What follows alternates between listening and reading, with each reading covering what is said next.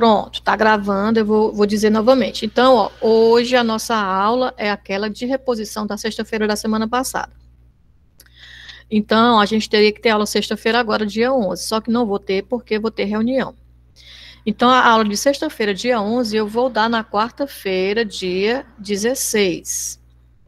Mas na sexta-feira, 18, terá a aula, que é a aula normal que a gente deveria ter na semana, tá? Que é para poder a gente normalizar o nosso horário. Então, semana que vem, nós teremos 2 aulas. Uma na quarta-feira, dia 16, e outra na sexta-feira, dia 18, que inclusive é o dia do químico, né? Vocês aproveitam para me parabenizar, tá? Na sexta-feira, dia 18, já vão começar as apresentações. Serão 16 alunos a se apresentar nesse dia 18. E eu vou, assim que terminar a aula, eu vou colocar no Sigal o cronograma. Vocês já vão saber quem são. O tema, eu fiquei de mandar com uma semana de antecedência. Ou seja, eu tenho que mandar na sexta-feira. Sexta-feira, eu vou mandar para o e-mail individual de cada um, qual é o tema de cada um. Aí vocês vão preparar. Não, eu fiz sorteio, meu amor, pelo número de matrícula, não sei nem qual é o nome, eu pego só os números de matrícula, que é para ninguém dizer assim, a professora está me marcando. Aí eu pego o número de matrícula, faço um sorteio, né, jogo para cima os papelzinhos, pego, qual vai ser o primeiro dia, vou pegando os papelzinhos e vou colocando lá. Então, eu vou mandar individualmente para cada um qual é o tema. A apresentação é de 5 minutos, vocês vão fazer um slide, né, com o que vocês pegaram daquela apresentação para apresentar aqui no dia, e vocês vão explicar o que é que tem lá dentro do slide, como se fosse a aula, tá certo? Esse slide vocês vão me mandar. Eu vou dar a nota pelo slide e pela apresentação no dia, né? A nota é composta por essas duas coisas, o que você conseguiu explicar e o que você fez no seu slide, tá? Então, hoje eu coloco o cronograma, vocês vão saber quem vai apresentar na sexta-feira. E na sexta-feira eu vou mandar o e-mail individual para cada um dos que vão apresentar com o tema. Tá certo? Agora, deixa eu colocar aqui para apresentar. Tela inteira, compartilhar. Deixa eu buscar aqui agora. Sexta, agora não, Tiago. Sexta, dia 18, viu? Deixa eu abrir aqui agora o... eu acho que eu vou... Não sei se eu tenho ele aqui em PowerPoint. Porque aqui no Google Meet dá pra gente apresentar beleza em PowerPoint, ele não dá problema não, tá aqui. Esse aqui é PDF. Pronto, vai ser assim mesmo.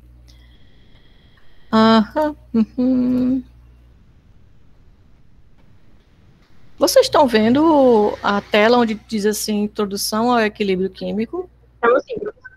Sim, professor. Ótimo. Obrigada. Quando é aqui a apresentação no Meets, aí vocês têm que, não dá para colocar no chat, não. O do Solar, eu fico vendo a apresentação e o chat ao mesmo tempo. Mas quando é aqui no Meets, eu só fico vendo só a apresentação, eu não vejo o chat. Então, se vocês quiserem falar, vocês vão ter que abrir o microfone. Me parece que alguém levantou a mão aí, né? Não deu para ver quem foi.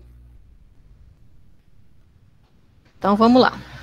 Bem, a gente hoje vai começar a falar sobre equilíbrio químico, né? E como eu disse há pouco, como todos nós somos entes químicos, né? Nós somos feitos de átomos e de substâncias. Em primeira instância é isso, então esse equilíbrio também diz respeito a gente, tá? O equilíbrio químico é um tema recorrente, vocês devem ter visto isso na química geral, não sei se já viram, mas se não viram, vão ver na fisicoquímica, e estão vendo aqui também na química analítica. Isso só já mostra a importância que é o equilíbrio químico. Porém, a abordagem é diferente dependendo da área, tá? Então, por exemplo, eu coloquei aqui 2 abordagens diferentes só para a gente entender. Eu posso tratar o equilíbrio químico de um sistema levando em conta as suas características cinéticas, ou seja, de velocidade de reação, ou levando em conta as suas características termodinâmicas, ou seja, a troca ou gasto ou liberação de energia. Fisicoquimicamente, se trabalha com essa parte de energia, ou seja, termodinamicamente é o tratamento fisicoquímico. Todo e qualquer sistema deve, né, ou tende a ir para o equilíbrio, tá? Se for um sistema fechado, obviamente. Esse equilíbrio, ele é, em termos fisicoquímicos, atingido quando o sistema atinge a sua máxima estabilidade, E ele tende a ir para essa máxima estabilidade de forma espontânea. Para isso, ele vai mudando ou liberando energia, ou absorvendo energia, né, mudando a sua composição até chegar nessa estabilidade. Para nós, da química analítica, o importante para a gente é lidar com o tratamento cinético. O tratamento cinético, ele fala da velocidade da reação. Então, como as reações para as análises químicas geralmente são reações instantâneas, né, coloquei uma gotinha e eu já vejo o fenômeno acontecer, a questão da velocidade é importante para a gente. Além do que, a gente acompanha as alterações no sistema, não medindo a energia que esse sistema utiliza, mas medindo as concentrações. Como a velocidade das reações depende também das concentrações, não só disso, mas também das concentrações, então, para nós da química analítica, o melhor é a forma da gente tratar é a forma cinética. Eu vou só sair aqui do solar, porque o pessoal do solar está me avisando que neste momento eu sou a única pessoa lá na conferência, tá? Então deixa eu ir lá, né, dizer que eu vou sair e tal. Deixa eu sair daqui. Pronto. Então, voltando. Estão vendo a apresentação? Sim. Ótimo, então pronto. Como é que a gente trata o equilíbrio químico cineticamente? Então pronto, para a química analítica a gente vai dizer algumas coisas básicas. Primeiro, o equilíbrio é um estado dinâmico. Às vezes as pessoas pensam que quando um sistema atinge o equilíbrio, a reação para de acontecer. Não é verdade. As reações continuam acontecendo. O que não muda mais é a concentração, mas as reações continuam acontecendo. Por isso que ele é um estado dinâmico. Há ali uma movimentação. Há ali mudança, né, de entes, mas mudanças tais que deixam que as concentrações sejam constantes, tá? Então, ele é um estado dinâmico em que cada espécie participante da reação se forma, ou seja, os produtos estão se formando exatamente na mesma razão em que é consumida. Ou seja, os reagentes se interagem e formam os produtos. E os produtos interagem entre si para reformar os reagentes. Isso faz com que, para a química analítica, o equilíbrio químico se aplique apenas a reações reversíveis. Eu preciso ter a reação direta, onde reagentes se transformam em produtos, e a reação inversa, onde produtos voltam e regeneram os reagentes. Eu coloquei aqui reações reversíveis e coloquei entre parênteses tempo químico, porque o tempo químico, no caso da química analítica, é um tempo instantâneo, ou pelo menos um tempo muito rápido. Todas as reações, a princípio, peraí que tem alguém tentando entrar, para isso eu tenho que interromper aqui o compartilhamento, voltar para cá para permitir. Bem, o tempo, todo processo, todo fenômeno químico, ele pode ser reversível. Vou dar um exemplo bem simples. Vamos supor que existe um minério de ferro lá em Minas Gerais, aí a Vale do Rio Doce, né? Extrai esse minério, trata, extrai o ferro, produz barras de ferro, vende. Eu compro para fazer uma coluna aqui para sustentar um cômodo novo que eu vou fazer na minha casa. Esse ferro, daqui a alguns centenas de anos, vai estar enferrujado, né? Essa coluna vai se quebrar, esse ferro vai voltar para o solo e vai virar minério de novo. Então, houve uma volta, houve uma reversibilidade do estado que o ferro tinha inicialmente para o que ele vai voltar, né, depois de ser utilizado. Só que esse tempo é um tempo geológico, né, leva centenas, às vezes até milhares de anos. Então, para a química, esse tempo não é interessante. Quando a gente fala de reações reversíveis e equilíbrio químico, é dentro do tempo químico, é ali reações instantâneas, tá?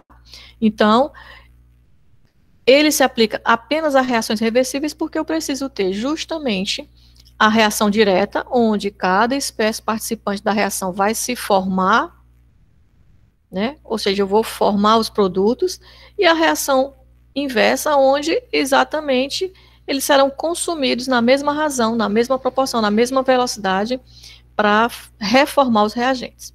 tá? Os equilíbrios, eles podem ser de dois tipos, eles podem ser homogêneos e heterogêneos, do mesmo jeito que a gente classifica as misturas. Um equilíbrio homogêneo significa que só existe uma fase, ou seja, tanto os produtos quanto os reagentes estão na mesma fase, ou todo mundo sólido, ou todo mundo líquido, ou todo mundo gás.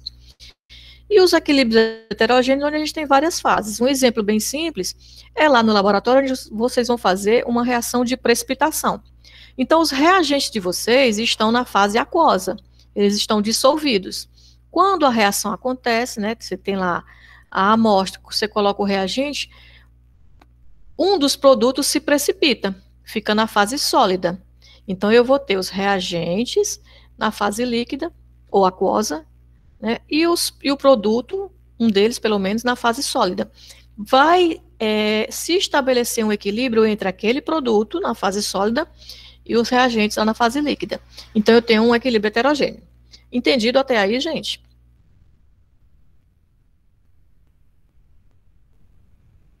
Oi? Sim, professora. Sim. Pensei que já tinha todo mundo saído para estudar para a prova. Vamos lá. Muito bem, como é que é esse tratamento cinético? Então, ele depende da cinética da reação. Nós vamos trabalhar aqui com equilíbrios de reações em que a ordem é 1, tá? Ordem de reação é 1. Então, que é o meio mais simples da gente trabalhar. E o mais comum. Então, olha só. A velocidade de uma reação, ela depende de dois fatores principais.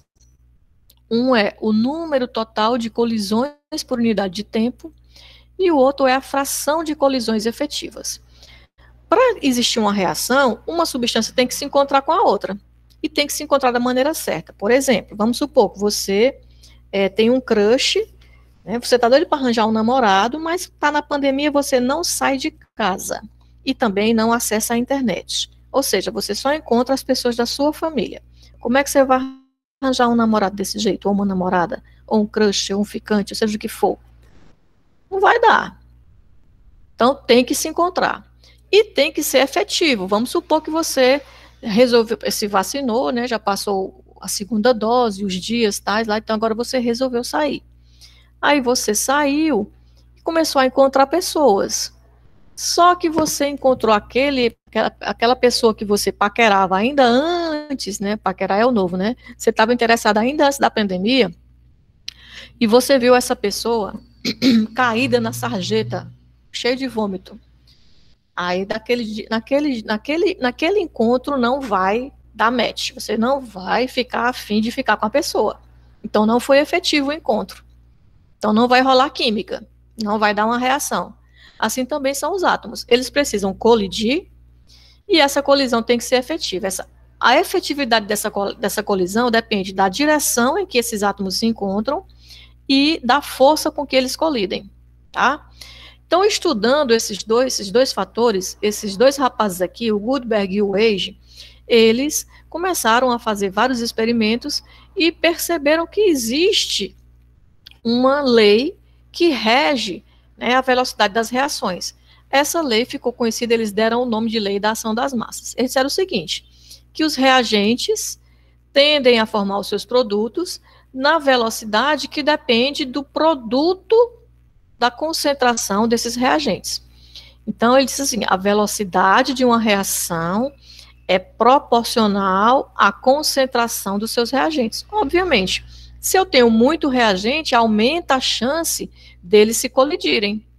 E aumenta também a chance, né, deles se colidirem efetivamente, já que eles não existe, né, as espécies químicas não ficam paradinhas, elas têm energia própria, energia cinética, então elas ficam o tempo todo se movimentando. Se tem muita gente lá, vai bater mais vezes, então tem chance mais de ter a reação. Só que eles viram que era proporcional. Então, para transformar uma proporcionalidade em igualdade, basta que eu multiplique por uma constante. E aí eles escreveram, né, essa teoria de forma matemática, dizendo o seguinte, a velocidade de uma reação é igual a uma constante que multiplica a concentração dos seus reagentes. Concentração em mol por litro, né, já que as reações, as equações químicas, são expressas em número de mols. 1 mol de A reage com 2 mols de B e assim sucessivamente. Ele disse ainda mais o seguinte, que não depende apenas da concentração, mas que o coeficiente dessa espécie, ele vai influenciar como um expoente. Por exemplo, se eu aumento a reação é 1 mol de A reage com 2 mol de B. Se eu dobro a quantidade de A, vou colocar 2 mols de A, esses 2 mols, esse dobrar a concentração, faz com que a velocidade seja elevada ao quadrado. Então, a concentração, ela influencia não só no número de colisões, como também na fração de colisões efetivas. E é por isso que o coeficiente vai virar expoente lá na equação. Então, para uma equação geral, A mols de A reagindo com B mols de B formando seus produtos, a velocidade seria constante da concentração da espécie A, da substância A, elevada ao seu coeficiente, vezes a concentração da substância B elevada ao seu coeficiente. Depois eles começaram a continuar fazendo experiências e viram que a velocidade da reação não é afetada apenas pela concentração. Ela é afetada pela concentração, mas também é afetada pela temperatura, pela pressão e por catalisadores. Tá? A temperatura atua de tal forma que, como eu aumento a velocidade cinética, esses átomos, né, com a temperatura, né, eles começam a se movimentar mais rapidamente, então aumenta a chance não só de se encontrar, como das colisões serem efetivas. Se vocês não entenderem alguma coisa, vocês perguntam, tá? A pressão, ela vai influenciar da seguinte forma: quando eu aumento a pressão, eu diminuo o espaço. Não sei se vocês já fizeram uma brincadeira seguinte: você pega uma seringa de injeção, né, só a seringa sem a agulha, e coloca a ponta da seringa no dedo e tenta empurrar o êmbolo. Ele só vai até certo ponto, porque você está aumentando a pressão, o ar não está saindo, e você está empurrando o êmbolo, você está diminuindo o volume do ar que tinha ali dentro, está aumentando a pressão. Se você empurrar com muita força, quando você tirar, vai ficar a marquinha no seu dedo, por conta do aumento da pressão. Então, aumentar a pressão é diminuir o espaço, é diminuir o volume. Como eu estou diminuindo o espaço que eles têm para se mexer, quando eles se mexerem, com certeza eles vão se bater. Imagina que se você está querendo encontrar aquele crush, você foi lá para o Castelão e tinha 5 pessoas dentro do Castelão. Ou se você está querendo encontrar esse crush, essas mesmas 5 pessoas estão dentro de uma sala de aula da UFC. A probabilidade de você encontrar com essa pessoa na sala de aula vai ser maior do que você conseguir encontrar essa pessoa espalhada lá dentro da Arena Castelão. Tá? Então, aumentar a pressão faz também com que aumente a probabilidade de colisão e que as colisões sejam efetivas. Por isso também influencia na velocidade da reação. E o uso de catalisadores, ele funciona da seguinte forma: o catalisador é uma substância que ele não participa da reação, mas que ele consegue levar uma das substâncias para se encontrar com a outra. Ele diminui a tal da energia de ativação. É como se fosse um colega seu, você tem um crush em determinada pessoa, mas você não tem acesso a essa pessoa, você não conhece, né? Assim, não estuda na mesma sala, não faz nem o mesmo curso, mas você viu ele lá no Spotted UFC, aí você ficou afim. Mas como é que você vai chegar junto, né? Aí você tem uma coleguinha sua que conhece aquela pessoa. Ai, tu conhece fulano? Conheço.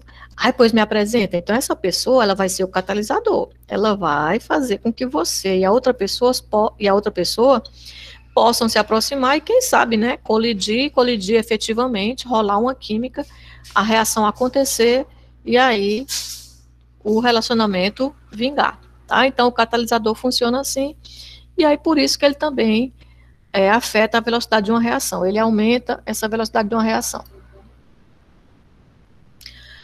Muito bem, nós dissemos que o equilíbrio químico, ele se aplica a reações reversíveis. Então, ó, se eu pegar uma reação qualquer, A mols de A, reagindo com B mols de B, reação direta, velocidade 1, reação 1, produzindo C mols de C e D mols de D, essa é a reação direta. A reação inversa seria os produtos formados, formando ou voltando a regenerar os reagentes, né? C mol de C com D mol de D, produzindo B mols de B e A mols de A.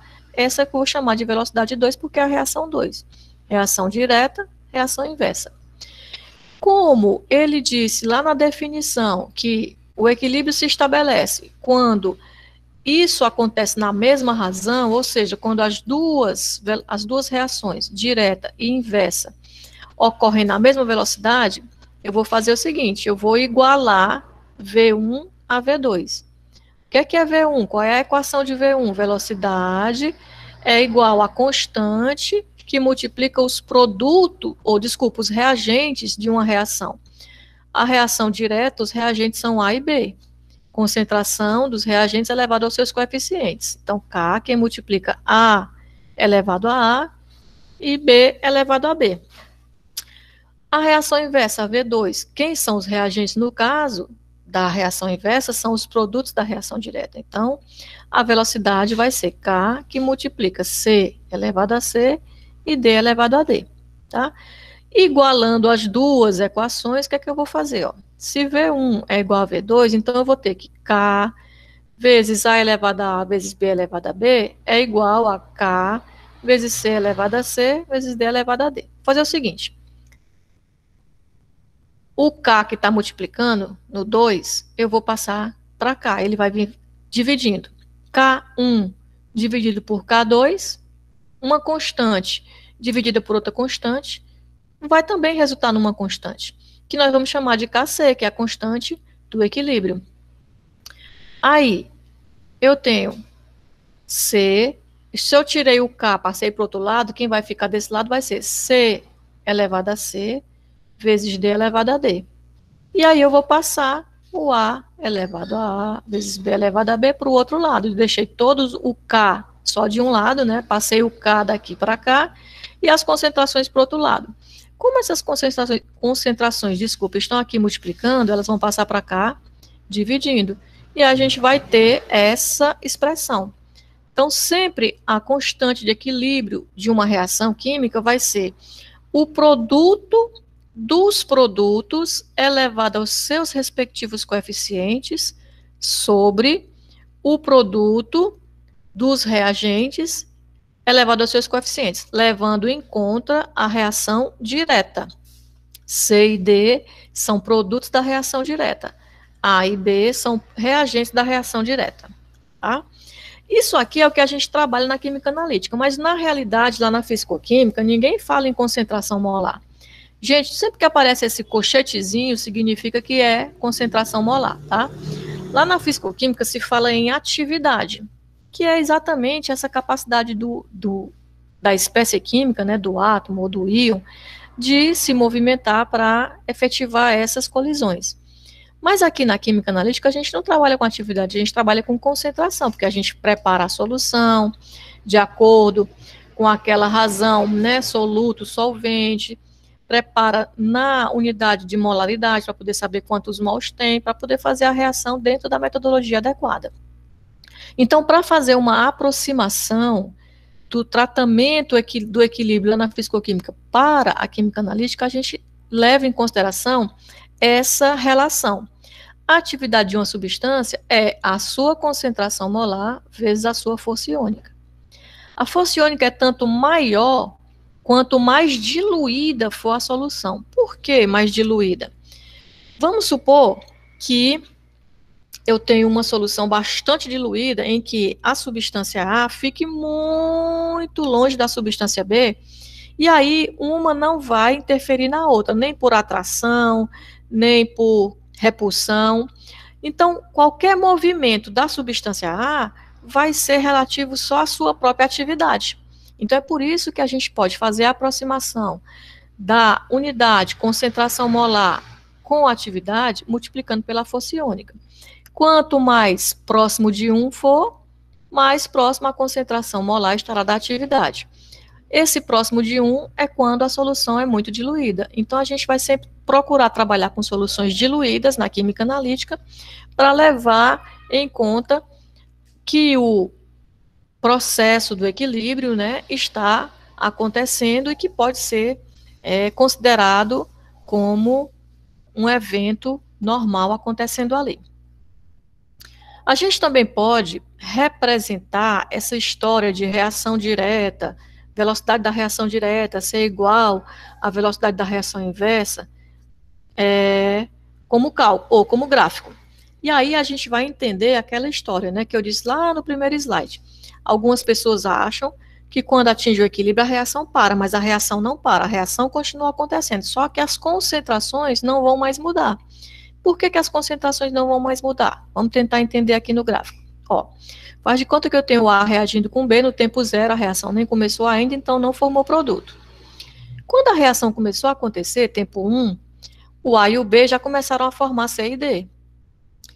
No equilíbrio, A e B continuam formando C e D, só que com a mesma velocidade, C e D reagem e formam de novo A e B. Então vai ficar sempre as duas reações acontecendo ao mesmo tempo. Por isso que as concentrações não vão mais variar. Toda vida que A e B formar uma determinada quantidade de C e D, essa determinada quantidade volta e forma de novo A e B. As reações estão acontecendo, o processo é dinâmico, porém as concentrações não variam mais. Graficamente, né, se a gente pegar esse sistema para representar, a gente vai ter, ó, 3 mols de hidrogênio, veja que a concentração do hidrogênio é 3 vezes maior do que a concentração de nitrogênio. 3 mols de hidrogênio reage com 1 mol de nitrogênio. Então, ó, coloquei o hidrogênio lá em cima e o nitrogênio aqui embaixo. Tempo zero, a reação não começou a acontecer. Assim que a reação começa a acontecer, eles começam a formar amônia. Então, inicialmente eu tenho bastante hidrogênio, bastante nitrogênio e 0 de amônia. Não começou a acontecer ainda. À medida que a reação começa a acontecer, deixa eu só ver aqui se eu consigo. Ah, não, porque nós estamos aqui. À medida que a reação começa a acontecer, a amônia começa a se formar. Então, a concentração de amônia, ó, começa a aumentar. E nitrogênio e hidrogênio vão diminuindo porque eles vão se transformando em amônia. Não se transformam totalmente. Chega um certo ponto que é o equilíbrio. Ó. Vejam que ainda tem hidrogênio, ainda tem nitrogênio e já tem amônia. Nesse ponto aqui, essas duas reações continuam acontecendo, só que em velocidade normal. Ou, desculpa, velocidade igual. Então, a gente vai ter que as concentrações não vão mais variar, mas as duas reações continuam acontecendo. Esse ponto é o ponto de equilíbrio. Levando em consideração as reações direta e inversa, a gente pode fazer o seguinte, ó. Reação direta, no começo, como eu tenho muito reagente, ela começa com velocidade altíssima, e essa velocidade vai diminuindo.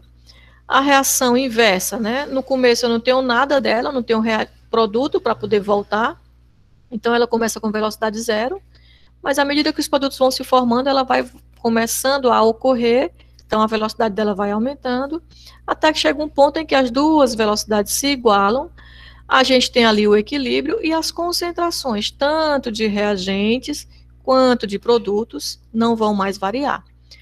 As reações continuam acontecendo, é um processo dinâmico, porém as concentrações se tornam constantes. Até aí tudo bem, gente? Sim, professor. A gente está falando de concentração molar, e concentração molar é concentração de solução, é um sistema líquido. Mas o equilíbrio ele também se aplica a sistemas gasosos. Quem estuda sistemas gasosos, principalmente é o pessoal lá da fisicoquímica. Mas isso não quer dizer que a gente não possa falar nisso, tá? Para os sistemas gasosos, a gente vai recorrer àquela equaçãozinha lá dos gases perfeitos. Vejam que tudo isso que a gente estuda na teoria são nas condições ideais, condições perfeitas. Às vezes, na prática, muda um pouquinho e a gente tem que adaptar as condições. Como é que a gente vai descobrir quais as adaptações que tem que fazer? Exatamente, levando em consideração aquela aproximação que a gente fez de atividade com concentração. Então, vou diluir mais ou vou aumentar mais a temperatura, vou descobrir quais são as características daquele sistema que eu preciso ajustar para que ele possa obedecer à lei do equilíbrio, né? Ele na vida real obedecer ao que existe na teoria, que são condições ideais. Então, a equação dos gases ideais diz que PV é igual a nRT. A pressão da substância X vezes o volume do sistema é igual ao número de mols da substância X vezes R, que é uma constante, vezes a temperatura do sistema. Se a gente rearranjar, ou seja, ó, eu vou passar o V para cá, para o lado do N. Então, ó, o V está aqui multiplicando, vai vir para cá dividindo, eu vou ter N sobre V, número de mol sobre V, e se eu passei o V para cá, eu vou deixar aqui só o N sobre V, vou passar o RT para lá. Do mesmo jeito, o RT está multiplicando aqui, vai passar para cá, dividindo. Então, eu vou ter que N sobre V é igual a P sobre RT. Professora, por que a senhora passou o N para ficar com o V? Passou o V para aqui para ficar com o N, não passou o P? Porque, olha só, N é número de mols. Número de mols sobre volume é concentração molar. Então, eu estou fazendo aqui uma aproximação de concentração molar com pressão. Mesmo trabalhando com um sistema gasoso, eu posso levar em consideração que a pressão se relaciona com o número de mols. R é uma constante, constante dos gases, e a temperatura do sistema vai só aumentar a velocidade ou a probabilidade daquela reação acontecer. Esse V aqui não é de velocidade, é de volume, é o volume do sistema. Tá? Então, a gente pode relacionar pressão com o número de mols, de tal modo que, nos sistemas gasosos, a gente pode ter que a constante de equilíbrio para um sistema gasoso, dependendo só da pressão, vai ser a pressão, né, do produto elevada ao seu coeficiente sobre a pressão dos reagentes. Mesmo tratamento que a gente fez lá para a concentração. Tá? Aqui, no caso, a gente vai trabalhar com baixas pressões e altas temperaturas para se atingir o ideal. Por que baixa pressão? Quando eu tenho uma baixa pressão, o volume é maior, aqueles substâncias que estão ali, aquelas espécies, vão interagir menos, ou seja, elas estão tão distantes umas da outra que uma não vai influenciar na outra por atração ou por repulsão. E aí eu tenho aquela história da força iônica ser só da substância, força iônica 1. Então, sempre que eu tiver um sistema gasoso, a constante pode ser encontrada dividindo a pressão dos reagentes elevado aos seus coeficientes, dos produtos, elevado aos seus coeficientes, pela pressão dos reagentes. Uma outra grandeza que às vezes as pessoas confundem com constante de equilíbrio é o quociente reacional. O quociente reacional, ele serve para a gente ter uma ideia da taxa em que a reação está acontecendo. Se eu misturei duas substâncias, e aí com 1 segundo eu medi qual era a concentração, se eu dividir a concentração dos produtos pela concentração dos reagentes, eu posso descobrir qual é a taxa. Ah, já foi 1%, já foi 2%, já foi 3% e assim vai. Só que quociente reacional, apesar da equação matemática ser semelhante à equação do equilíbrio, não necessariamente é igual. O quociente reacional só vai ser igual à constante quando o sistema atingir um equilíbrio. Quando a reação nem começou ainda, o quociente reacional é zero. Por que é zero? Olha só, se a reação nem começou ainda, tempo zero, eu vou ter zero dividido por essas concentrações. Então, vai ser zero. No tempo 1, o quociente reacional ele é maior do que zero, porque a reação já começou, mas ainda não atingiu o equilíbrio. Quando eu chegar lá no equilíbrio, aí sim, o quociente reacional vai ser igual à minha constante. E para que serve, professora, a gente saber desse negócio? Bem, a constante ela já vai me dizer qual é a tendência da minha reação. Por exemplo, uma constante que o valor é pequeno, significa que o denominador é muito maior do que o numerador. Se o denominador é maior, eu tenho no equilíbrio uma concentração maior de reagentes do que de produtos. Ou seja, a reação se desloca para o lado dos reagentes, ela forma pouco produto. Se o K é grande, se o valor da constante matematicamente é alto, significa que o numerador é muito maior do que o denominador. Ou seja, eu vou ter no equilíbrio mais produtos do que reagentes. Essa reação acontece formando muito mais produto do que o que resta de reagente. Então, a gente tem que a reação se desloca para o lado dos produtos. Para que é importante isso? Vamos supor que você vai desenvolver um determinado medicamento para tratar, sei lá, diabetes. Insulina trata diabetes. Só que você vai desenvolver uma fórmula para que ela vá sendo dispensada no corpo aos poucos. para que a pessoa não tenha que ficar, sei lá, mais de uma vez por dia injetando insulina, não sei se nem se precisa, né? Ela vai aos poucos sendo dispersada para que durante o dia todo a pessoa tenha aquela quantidade. Então você vai ter que ter uma reação que seja lenta, que ela vá se deslocando pouco para o lado dos produtos. A cada tempo ela vai liberando bem pouquinho o produto. A cada 1 hora ela libera, sei lá, 1%. A cada 2 horas ela libera mais 1%, e assim vai. Então, entender o equilíbrio daquela reação, daquele medicamento no corpo, vai te ajudar a desenvolver esse sistema. Conseguem entender o que eu estou falando? Sim. Ótimo. E o tal do quociente reacional vai dizer o seguinte: em qualquer momento da reação que você parou e resolveu medir as concentrações, se o quociente reacional é menor do que a constante, significa que a reação direta é espontânea, ainda está acontecendo, ainda tem reagente para formar produto. Quando eles se igualarem numericamente, porque o sistema está em equilíbrio. Se o quociente reacional for maior do que a constante, significa que já começou a ter a reação inversa e ela é mais espontânea do que a direta. Então, ela vai se sobrepor no sistema se você não mudar as condições. Tá? Então, são números que vão nos dar informações importantes para a gente entender como um sistema funciona.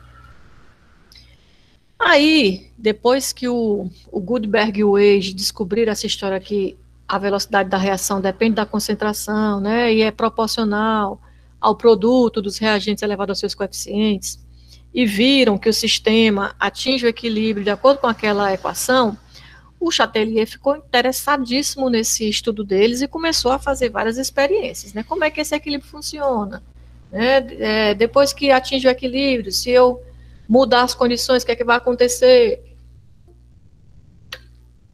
Gente, espera aí que tem alguém chegando. Deixa eu permitir aqui.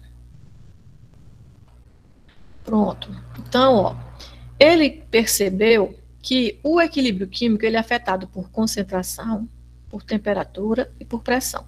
Ou seja, ele é deslocado. Por que não aparece aqui os catalisadores? Porque o catalisador, ele aumenta a velocidade de uma das reações. E o equilíbrio, ele se refere às duas reações, a reação direta e a reação inversa. Aquele catalisador que, por exemplo, atua nos reagentes da reação direta, não necessariamente conseguirá atuar nos reagentes da reação inversa, para que as duas se igualem. Tá? Então, os catalisadores não afetam ou não alteram o equilíbrio químico, porque não alteram igualmente as velocidades das duas reações. Ele percebeu, então, que o equilíbrio químico é afetado por esses 3 fatores, concentração, temperatura e pressão. Afetado, ou seja, ele se desloca, né? Ele diz o seguinte, depois que o sistema, eu coloquei duas substâncias para reagir, elas começaram a reagir, beleza, e atingiram o equilíbrio. Depois que o equilíbrio já está estabelecido, se eu fizer alguma alteração no sistema, se eu jogar lá mais reagente, ou mais produto, ou se eu aumentar a temperatura, ou se eu aumentar a pressão, esse equilíbrio, esse sistema ele vai tentar se organizar, se modificar, de modo a atingir o equilíbrio, a reestabelecer o equilíbrio. É tipo assim, ó, vamos supor, faz de conta que você é bolsista da UFC, então você ganha R$400 por mês.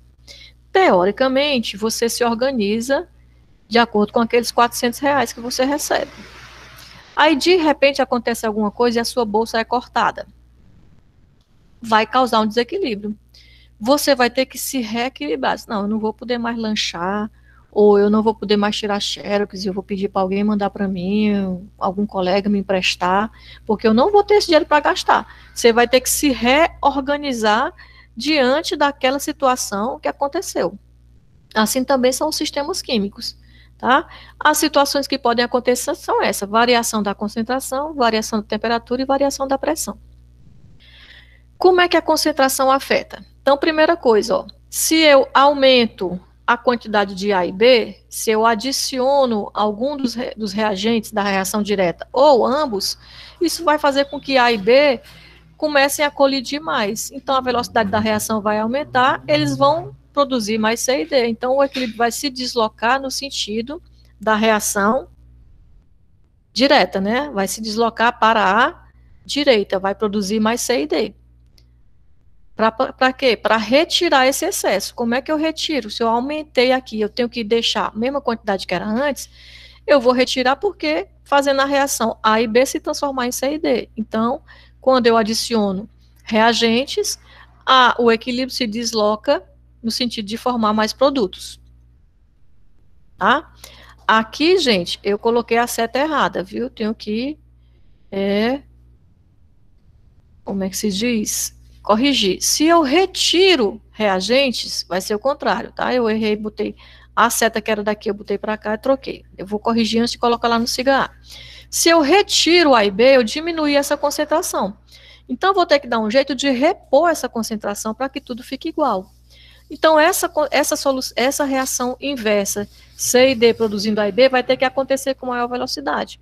Quando eu removo algum reagente, quando eu diminuo a concentração, o equilíbrio vai se deslocar no sentido de onde eu tirei. Se eu adiciono, ele se desloca para o lado inverso. Se eu retiro, ele se desloca para o lado onde eu retirei, tá? Não importa se a remoção foi aqui ou aqui. Adição se desloca para o sentido inverso. Remoção se desloca para o mesmo sentido onde foi removido. Tá? Então, eu vou só corrigir essas setinhas para poder, antes de colocar lá no siga A, os slides. Tá? Vamos ver como é que funciona a temperatura e a pressão. Bem, a temperatura, ela vai influenciar se a minha reação for exotérmica ou endotérmica. Se a minha reação não tiver nada a ver com a temperatura, então ela não vai também influenciar, tá? Então, olha só, o aumento da temperatura favorece reações endotérmicas. Reações endotérmicas são aquelas que acontecem absorvendo o calor. Então, elas precisam de calor para acontecer. Se eu jogo calor aumentando a temperatura, ela vai achar ótimo, então ela vai acontecer com mais velocidade. O inverso também é verdade, ou seja, se eu diminuo a temperatura, eu vou favorecer as reações exotérmicas. Ela está querendo liberar calor e eu estou realmente tirando calor de lá, então, para ela está ótimo. Tá? Então, se a gente observar aqui esse sistema, essa reação N2O4 se decompondo em 2 mols de NO2 é uma reação endotérmica. Veja que o ΔH é positivo. Então, se eu aumento a temperatura desse sistema, eu vou fazer com que essa reação direta aconteça com maior velocidade. Eu vou deslocar o equilíbrio para o lado dos produtos. Já o inverso, a reação inversa, é exotérmica. Se a direta é endotérmica, consequentemente, a inversa é exotérmica. Então, para o segundo processo, vejam aqui, ΔH negativo, ela é exotérmica. Para eu favorecer que ocorra a reação inversa e não a reação direta, eu vou diminuir a temperatura. Então, por exemplo, vamos supor que eu vou produzir, eu sou o químico responsável por produzir NO2. NO2 é um gás utilizado como anestésico, né, ou o gás do riso. Então, eu a partir do N2O4, eu quero produzir mais NO2, eu aumento a temperatura. Essa reação acontece com mais efetividade. Mas vamos supor que houve um escapamento de NO2 lá na minha indústria, e os funcionários estão tudo rindo e ficando relaxados demais e dormindo. Eu preciso retirar. Então, eu vou ter que dar um jeito de diminuir a temperatura do meio para que o NO2 volte a ser N2O4, essa substância, ou seja, retire NO2 do ar e as pessoas voltem ao normal. Certo? A pressão, eu falei há pouco, né? Quando eu aumento a pressão, eu diminuo o volume. Tá aqui, ó. Eu tinha esse frasco, aí eu fui aumentando a pressão, baixando o êmbolo. Vejam que o volume vai ficando, o espaço, né? Vai ficando menor, o volume é menor. Então, quando eu aumento a pressão, eu vou favorecer a reação em que eu tenha o menor número de mols, porque eles vão ocupar um volume menor. Então, nesse caso, ó, eu tenho 1 mol de N2O4, formando 2 mols de NO2. Aqui eu só tenho 1 mol no lado dos reagentes, mas no lado dos produtos eu tenho 2 mols. Esse volume aqui é maior. Quando eu aumento a pressão, eu diminuo o volume, e isso favorece a reação em que há a diminuição do número total de mols. Então, nesse caso, se eu aumentar a pressão, eu vou favorecer a reação inversa dos dois NO2, que é o número de mols maior, virarem, né, ou se transformarem em apenas um mol de NO2O4, porque aqui o número de mols é menor. Do mesmo jeito, se eu diminuir a pressão, quem vai ser favorecido vai ser a reação direta. Então, eu vou deslocar o equilíbrio para o lado direito. Se eu aumento a pressão, nesse caso, desse sistema, eu desloco para o lado esquerdo. Ok? Até aí, gente? Professora, a senhora pode repetir a pressão, por favor? Posso, meu amor. Ó, aumentar a pressão, nesse caso aqui, ó, significa empurrar esse êmbolo para baixo, tá? Vejam que o espaço que eu tenho aqui para os átomos se espalharem, quando eu aumento a pressão, esse espaço diminui, tá certo? Então, os átomos vão ter que dar um jeito de ficar menores. Como o átomo não pode mudar o tamanho dele, ele vai mudar o número de mols. Então, nesse caso aqui, ó, no lado dos reagentes, vamos considerar a reação direta, né? N2O4, formando NO2. No lado dos reagentes, só tenho 1 mol de uma substância. No lado dos produtos, eu formo 2 mols de uma substância. Então, a quantidade de mols do lado dos produtos é maior. Se eu aumentar a pressão, o sistema vai tentar fazer com que fique em evidência aquela reação que forme o menor número de mols. 1 é maior ou é menor do que 2? Menor. Menor. Então, se eu aumentar a pressão, o sistema vai deslocar a reação para formar N2O4, porque aqui eu tenho o menor número de mols. Então, eu vou deslocar o equilíbrio para o lado esquerdo, para o lado dos reagentes da reação direta. Entendi, professora. O inverso também é verdadeiro. Se eu diminuir a pressão, vai ter mais espaço, aí fica tudo livre. Aí eu desloco a equação para o lado onde tem maior número de mols. Eu vou deslocar para o lado dos produtos da reação direta, ou seja, para a direita. Tá certo? Tá certo, obrigada. Ó, vejam que a gente está falando sempre de reações reversíveis. Então, quando eu tenho em relação à temperatura, a gente percebeu que o aumento da temperatura também desloca o equilíbrio. Mas a temperatura é o único fator que vai alterar o valor da constante. Porque se eu aumento a temperatura, por exemplo, eu vou favorecer sempre esse processo e vou dificultar esse. Então, o equilíbrio ele vai se restabelecer, mas não no mesmo local. Ele vai se restabelecer um pouquinho mais à frente, ou seja, com a quantidade um pouco maior de 2NO2 formado. Porque eu estou facilitando essa reação ao mesmo tempo que eu dificulto essa. Então, o único fator que, além de deslocar o equilíbrio, altera o valor da constante é a temperatura. Certo? Conseguiram entender isso?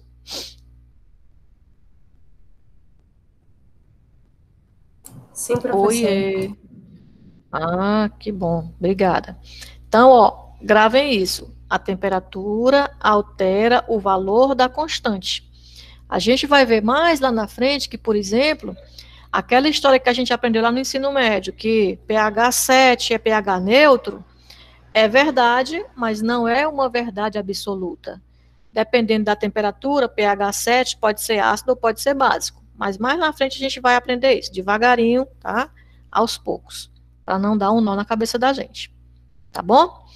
Aí, como esse assunto aqui é só introdução ao equilíbrio, né, para a gente entender, mais na frente a gente vai começar a falar de equilíbrio iônico, que é justamente o que a gente trabalha na química analítica, porque a gente aprendeu lá, né, que soluções eletrolíticas são aquelas em que o solvente dissolve o soluto se dissocia formando íons.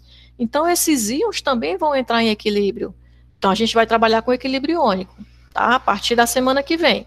Então, para a gente só fixar um pouquinho esses conceitos, eu queria que vocês tentassem isso aqui, ó. Coloquei praticando conceitos, são 3 exercíciozinhos, vocês vão tentar aí, e depois eu vou colocar as respostas. As respostas já estão aqui, hoje eu consegui explanar com mais tempo, né? Então a gente, e também hoje não está no solar, a gente pode ficar aqui até meio-dia, sem problema algum. Eu gostaria que vocês tentassem. Vou dar o quê? 5 minutos para cada exercício, vocês acham que é suficiente? Então, Sim. pronto, aqui no meu computador está dizendo que são 11h11. Quando for 11h16, a gente passa para o próximo. Aí depois a gente vem corrigir, tá bom?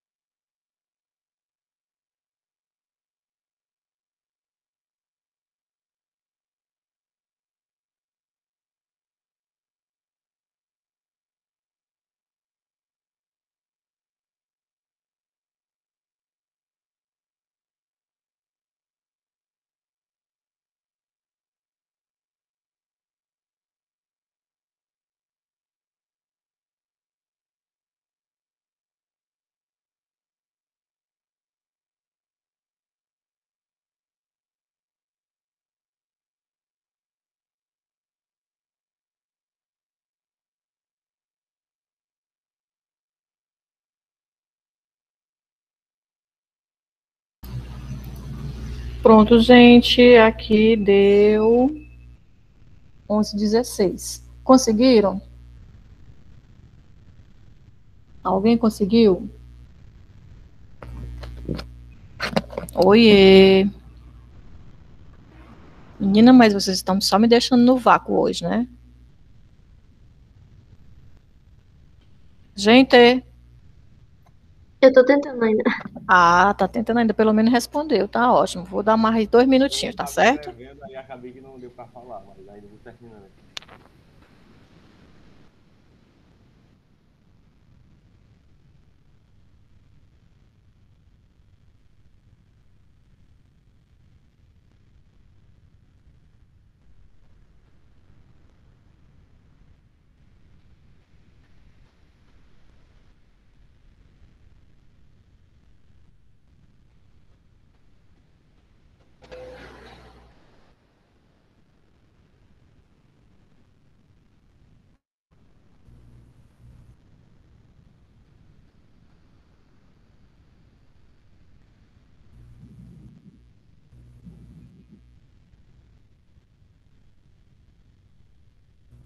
É o item D? Exatamente, é o item D. Por quê?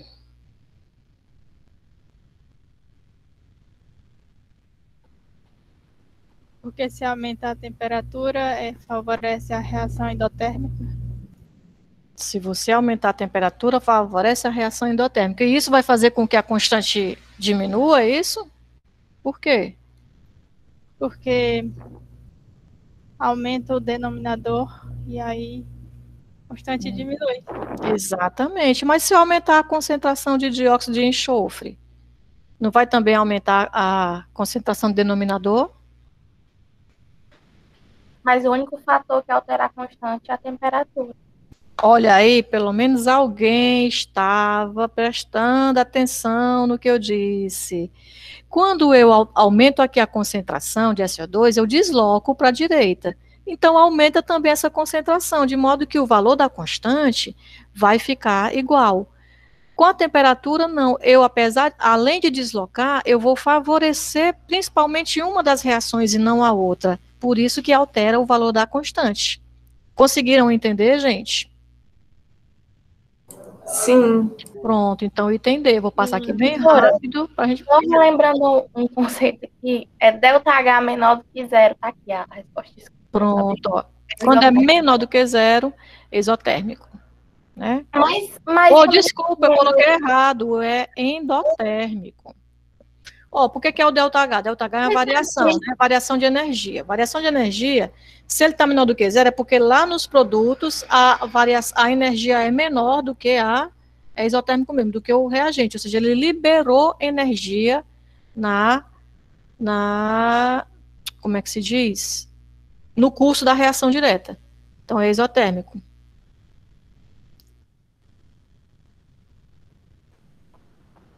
Mas quando a gente diminui a temperatura, a gente não favorece a reação. Não, gente. Você está certa, você está certa. Eu que disse errado, é endotérmico, tá? Ó, se a energia aqui é menor do que essa, tá? Então, quando eu fizer esse menos esse, daria maior. Então, o exotérmico é quando o ΔH é positivo, e o endotérmico é quando o ΔH é negativo. Então, se eu aumentar a temperatura, eu vou favorecer. Falha, gente, tô misturando tudo. Peraí. Aqui é endotérmica. Desculpa aqui, gente, é porque eu estava aqui resolvendo outros problemas no computador, ou no celular aqui da chefia. Vamos lá, vamos voltar para cá. Ó, o que é o ΔH? Variação de energia, certo? Se a energia final for menor do que a energia inicial, significa dizer o quê? Que ele liberou energia, certo? Ou não? Certo. Pronto. Então, a final menor do que a inicial.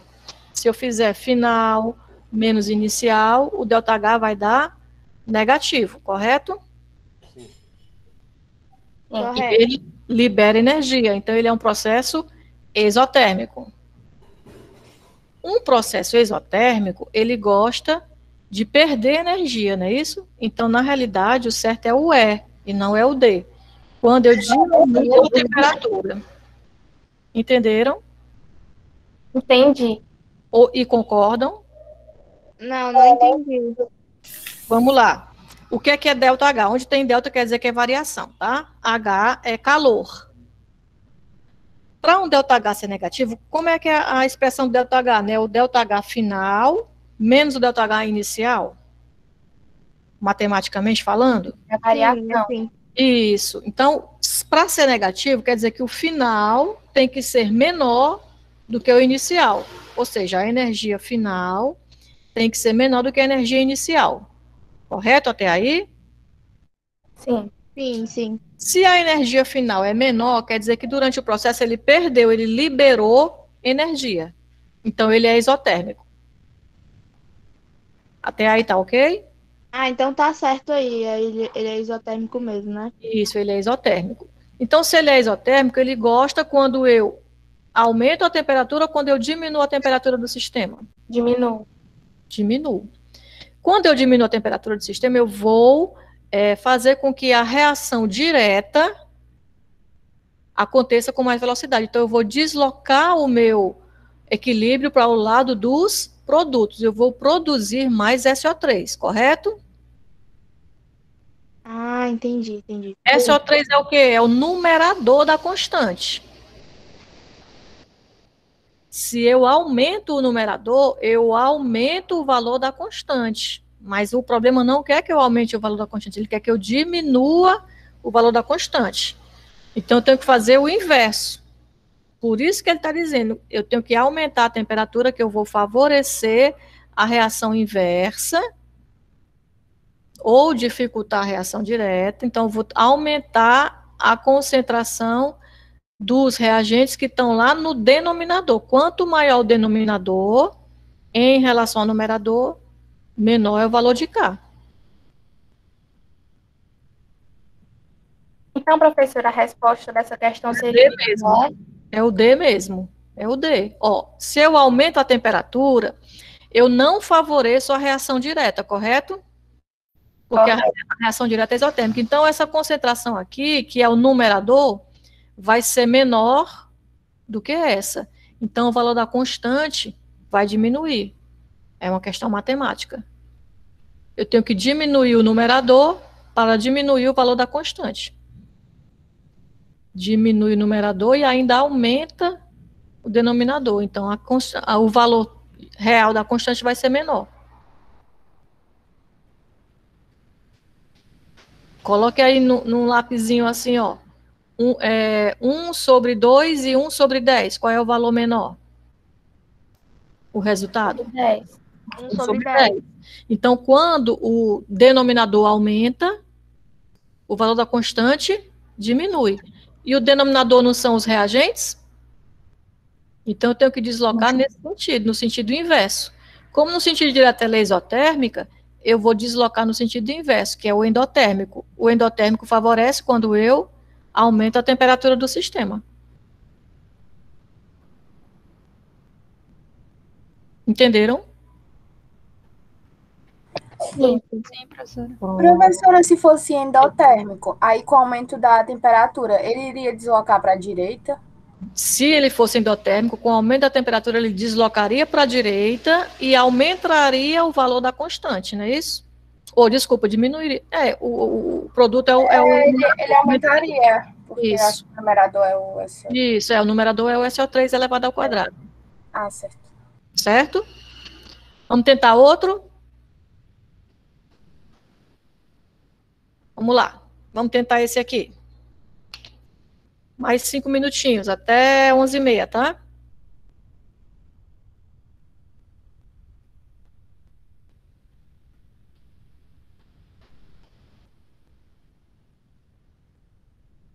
Professora, teria como colocar em tela cheia, porque tá meio difícil. Vamos ver se eu coloco em tela cheia. Como é que eu faço isso aqui? Pior que ele já tá.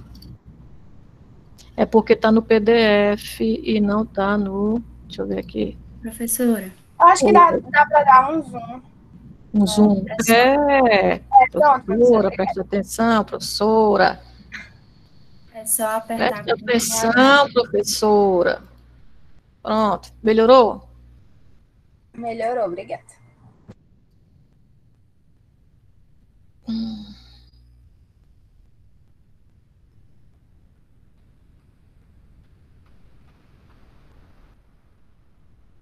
É que eu tô aqui resolvendo os problemas da chefia, problema da semana da química no celular e eu me dispersei. Me desculpa, gente.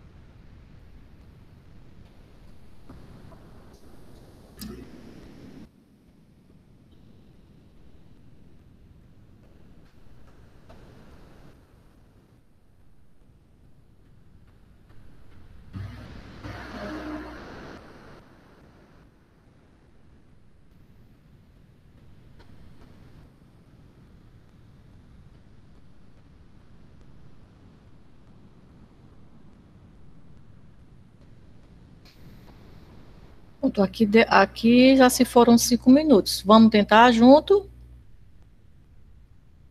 Vamos. Vamos lá. Vamos sim. Vamos lá para a questão 2.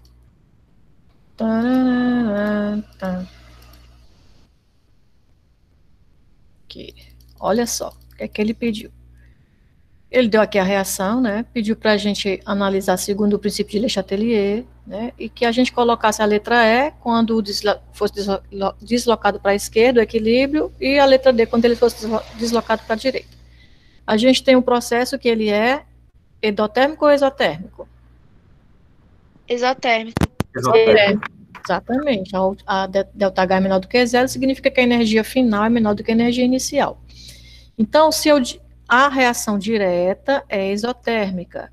Se eu diminuo a temperatura do sistema, eu vou favorecer a reação direta ou a reação inversa?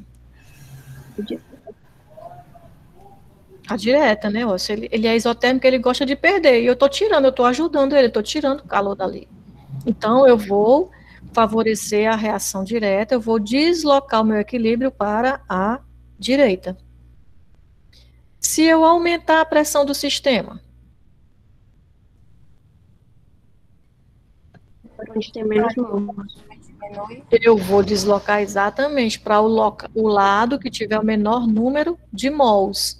Aqui, ó, do lado dos reagentes, eu tenho 2 com mais 3, 5 mols. E do lado dos produtos, eu só tenho 4 mols. Então, eu também vou deslocar para a direita.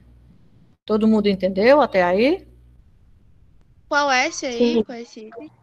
Esse aqui, meu amor, é o segundo. Ó, se eu aumentar a pressão do sistema. Quando eu aumento a pressão, eu desloco o sistema para o lado que tiver menor quantidade total de mols.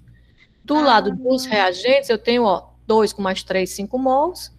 E do lado dos produtos, eu tenho 4 mols. Então, 4 é menor do que 5. Então, eu vou deslocar para o lado dos produtos, ou seja, para o lado direito. Certo? Entendi. Eu não sabia disso. Obrigada. De nada. Quando eu adiciono dióxido de enxofre ao sistema, dióxido de enxofre é o SO2. Se eu aumento a concentração de SO2, eu vou deslocar o meu equilíbrio para esquerda. Para a esquerda. Para onde tem menos, né? Exatamente, né? Eu vou ter que dar um jeito de diminuir a quantidade de SO2, consumindo, então formando essa reação. Então, eu vou deslocar para a esquerda. E se eu retirar gás oxigênio do sistema? Tirei.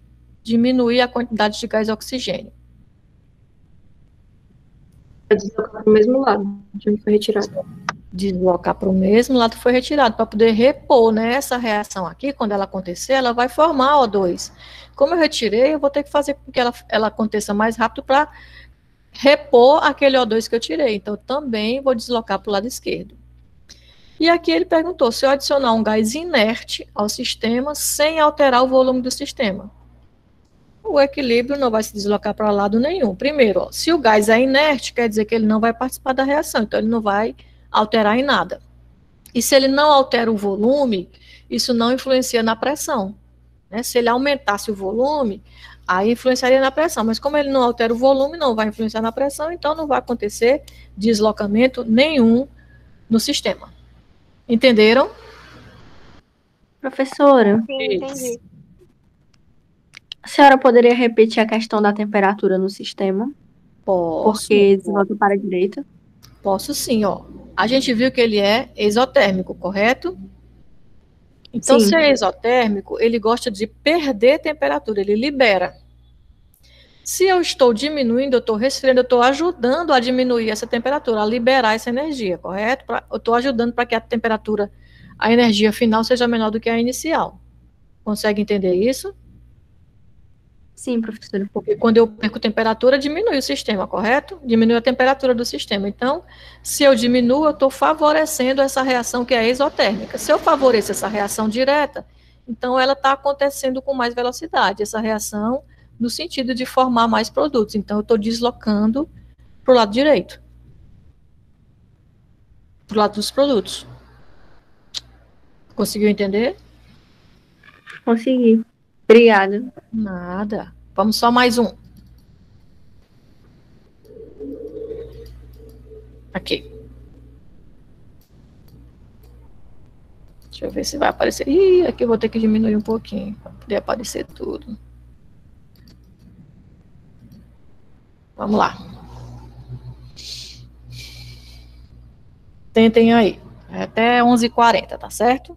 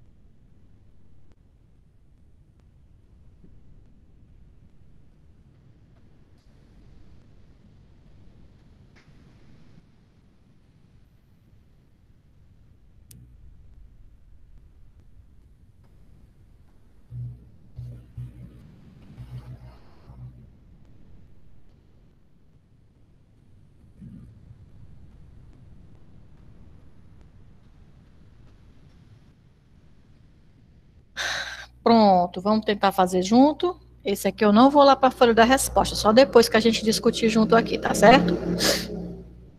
Então, ele disse o seguinte, né, quando a gente, dona de casa, né, vai fazer peixe, fica aquele cheiro de peixe nas mãos, né, que a gente, pessoal, passa limão que sai. Aí ele está dizendo, né, qual é a reação do cheiro do peixe, né, o composto que dá aquele cheiro é a metilamina. A metilamina em meio aquoso, a gente lavou a mão, vai formar, né, o seu íon e liberar a hidroxila. É um equilíbrio aqui ácido-base, tá, que a gente depois vai aprender a partir da próxima semana. Aí ele diz o seguinte, segundo o princípio de Le Chatelier, o cheiro desaparece por quê? A adição de limão, que é um ácido, né, tem ácido cítrico, é um ácido fraco, neutraliza o íon hidroxila, deslocando o equilíbrio para a esquerda, diminuindo a concentração de água. Tá correto? Não. Mas o limão não neutralizou o OH, não? Neutralizou o íon H-. Sim. Mas não diminuiu a concentração de H2 ou H2O, vai aumentar a concentração de H2O. É, por quê? Porque quando Porque ele vai neutraliza o OH, o equilíbrio vai para a direita. Isso, adorei todo mundo falando ao mesmo tempo. Ó, se eu neutralizo o OH, eu diminuo a concentração de OH, correto? Estou tirando, ele está se formando água. H+ com OH- forma água, mas eu estou tirando o OH+ daqui. Então, eu vou deslocar o equilíbrio para o lado direito. Aonde eu diminuí? Formei a água, então eu aumentei a concentração de água, né? Mas como eu retirei essa espécie, né, eu diminui essa concentração, eu desloco no sentido de formar mais. Eu não aumentei a concentração dessa água, que é a água que participa da reação. Vejam que há a diferença. Esse H2O aqui é a reação ácido-base que faz com que a metilamina se ionize, né? A água se ioniza, o H+ da água vem para a metilamina, forma aqui o metilamônio. E aqui, ó, sobra o OH-. Quando eu jogo H+ aqui no meio, eu vou formar água, mas é aqui do lado dos produtos, não é essa água aqui. Então, quando eu estou retirando o OH, porque eu estou neutralizando, ele está diminuindo a concentração do íon OH, o equilíbrio vai se deslocar para repor essa concentração, ou seja, ele vai se deslocar para o lado direito. Se ele se desloca para o lado direito, ele vai formar mais metilamônio, né? Então, vamos ver aqui quais são as possibilidades que tem do lado direito. Está aqui, ou é o item B, ou é o item E. São as únicas que falam que o equilíbrio vai se deslocar para o lado direito. Todo mundo entendeu por que ele se desloca para o lado direito? Não. Ó, eu joguei H+, certo? O H+ é um ácido. Você não aprendeu lá no ensino médio que ácido e base se neutralizam? Sim. Então, ó, a base é a hidroxila. A hidroxila é um íon que representa a basicidade. Então, quando eu joguei o limão, o H+ se ligou à hidroxila e virou água. Deixou de ter OH no meio. Eu tirei o OH, correto? Até aí? Mas se eu adiciono o H+, ele não forma H2O, não? Ele não se desloca para... Ele neutraliza o OH formando água, mas não é essa água que já estava participando da reação, é uma água diferente. Essa água aqui, ó, é um reagente. Eu estou jogando aqui, estou formando do lado dos produtos, certo? Aí eu estou diminuindo a concentração de hidroxila no meio, porque ele está deixando de ser hidroxila e está virando água. Ah, tá, entendi agora. Aí eu desloco para o lado direito. Então, ou é o item B ou é o item E. Vamos analisar. Se for o item B, a adição de limão neutralizou o OH, desloca para o lado direito, consumindo a metilamônia. Consumindo quer dizer que está retirando. Não é, se eu desloco para o lado direito, eu vou formar mais metilamônia, eu vou consumir a metilamina, que é o que está aqui escrito na letra E, ó, a adição de limão, que é o H+, neutraliza os íons hidroxilas, deslocando, o equilíbrio para a direita, consumindo a metilamina. Entenderam? Eu não entendi por que consome a metilamina, se vai estar para a direita, se ela vai estar pro lado dos produtos. Vamos lá. A metilamina não está do lado dos reagentes? Ela tá. Ah, tá. Ela Não é tá a metilamônia, Eu ó. pensava que era o cátion. Não, ó, a metilamina tá aqui, ó. Ela que não é o cátion, é a substância, tá? Ah, tá. Isso que me confundi. Então, Obrigada, ó, professora. atenção, às vezes é só uma besteirinha dessa, né? Esse sinalzinho velho demais aí, que às vezes a gente nem percebe, aí erra a prova e fica, ai meu Deus, por que eu fiz uma besteira dessa, né? Tem que estar atento, tá certo? Então, o item correto é o item E. Todo mundo entendeu? Todos que ainda estão aqui?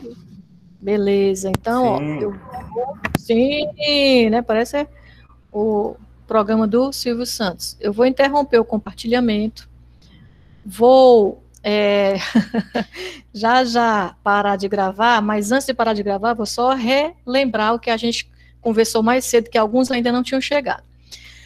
Sexta-feira agora, dia 11, é para a gente ter aula, que é a nossa aula normal, porque essa aula de hoje é da sexta-feira da semana passada. Só que, de novo, eu não vou poder dar aula porque marcaram reunião. Então, a aula da sexta-feira que vem, vocês não vão ter aula, a gente vai dar aula na quarta-feira de novo, dia 16, eu vou dar aula. Vamos começar a falar de equilíbrio iônico. E aí, sexta-feira da semana que vem, dia 18, a gente vai ter aula também, que é para poder a gente voltar para o nosso horário normal. Então, nós teremos 2 aulas na semana que vem. Quarta-feira, dia 16, e sexta-feira, dia 18. Sexta-feira, dia 18, já vai começar as apresentações. 16 pessoas irão apresentar. Eu vou já colocar lá no Cigar o cronograma de quem vai apresentar na sexta-feira. E quando for sexta-feira, agora, dia 11, eu vou mandar para o e-mail individual de cada um qual é o tema, porque é uma semana de antecedência que eu fiquei de mandar, né? Então, eu vou mandar dia 11 para todo mundo e vocês vão apresentar dia 18. E quarta-feira eu vou dar aulas começando a falar de equilíbrio iônico, tá? Mesmo que tenha prova, tentem não faltar quarta-feira, porque equilíbrio iônico é essencial para a química farmacêutica e a gente vai começar a falar sobre isso para a gente não ficar perdido. Tá bom, gente? Então, Professora, apresentar o quê? Apresentar o quê? A apresentação é uma das formas de avaliação, né? Lá no primeiro dia de aula, eu coloquei como é que será a nossa nota, né? Seria a apresentação, seria a prova, e eu acho que, se eu não me engano, tem um trabalho, agora não me lembro, mas está lá no slide, lá no SIGA. Então, cada um vai receber um tema. Que tema é esse? É tema relacionado com as nossas aulas. Por exemplo, pode ser um tema sobre equações iônicas, pode ser um tema sobre ajuste de equação, pode ser um tema sobre concentração de solução, sobre equilíbrio químico. Cada um vai receber um temazinho, aí vai ter 5 minutos. Você vai preparar um slide e vai vir aqui apresentar, explicar para a gente o que tem lá naquele slide. E aí me manda para o e-mail também o slide, eu vou atribuir a sua nota em função do seu slide e da sua apresentação aqui na hora da aula. Aí são 5 minutos, de apresentação? O máximo é 5 minutos. Ah, sim, obrigada. De nada. Alguém está pedindo o gabarito aí, o gabarito da lista, né? De exercício. Um gabarito que possa ser disponibilizado para a gente conferir. Eu vou tentar ver se no fim de semana eu arranjo um tempinho para resolver. Aí eu mando o gabarito para vocês daqui para o final da semana que vem, tá certo? Bem, obrigada. Pronto, eu vou parar de gravar agora, tá? Sim, aí, ó, eu vou parar de gravar.